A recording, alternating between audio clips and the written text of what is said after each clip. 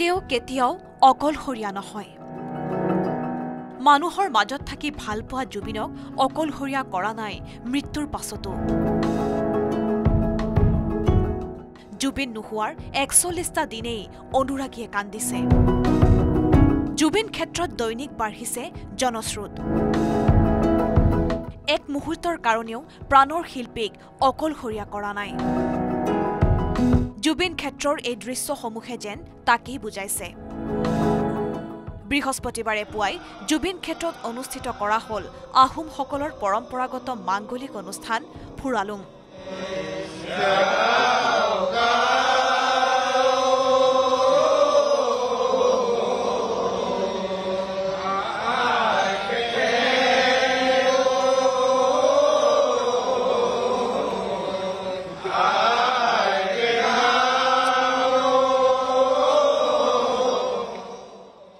শিৱসাগৰ চৰাইদেউৰ পৰা আহিছে ৩০জনীয়া এই দলটো।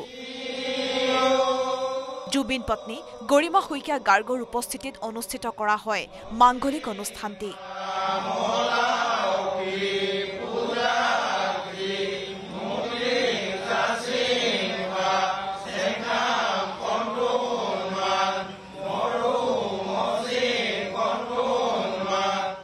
পানী যাইলোঁ, পানী যাই নাম যোৱাৰ পাছত আইচিংলা গ'লোঁ।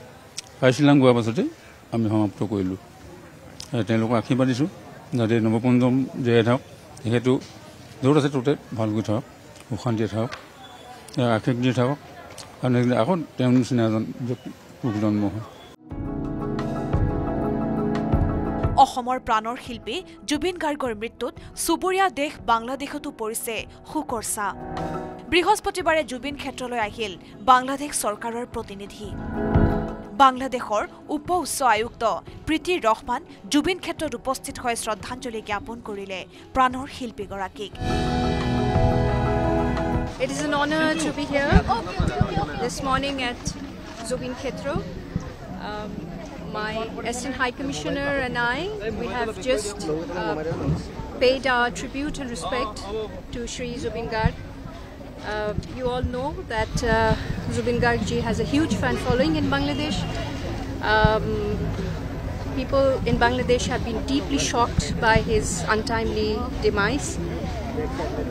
The work of this multi-talented artist, this creative legend, has touched the hearts of millions across Bangladesh. We stand in solidarity and prayer with the members of the family of Zubin Garg. আনহাতে ৰাজ্যৰ ভিন্ন প্ৰান্তৰ পৰা জুবিন ক্ষেত্ৰলৈ দৈনিক আহিছে অনুৰাগী। দূৰ দূৰণিৰ পৰা অহা অনুৰাগীসকলৰ বাবে অসম জাতীয়তাবাদী যুৱ ছাত্ৰ পৰিষদে মুকলি কৰিলে বিনামূলীয়া চাহৰ বিপণী। এই বিপণীখন বৃহস্পতিবাৰে মুকলি কৰে জনপ্ৰিয় অভিনেতা যতীন বৰাই। এতিয়াৰে পৰা অনুৰাগীসকলক বিনামূলীয়া চাহৰ যোগান ধৰিব ছাত্ৰ সংগঠনটোৱে। হয়, আমাৰ সতীৰ্থসকলে বিনামূলীয়াকৈ এখন চাহৰ বিপণী খুলিছে। অসমৰ বিভিন্ন প্ৰান্তৰ পৰা জুবিন ক্ষেত্ৰলৈ অহনিশে মানুহ আহি আছে।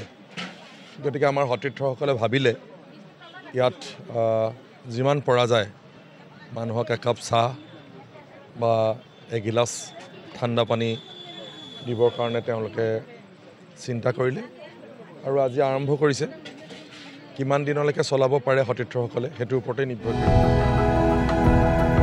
গুৱাহাটীৰ পৰা হীৰকজ্যোতি মালাকৰৰ report, news ১৮ Assam north east.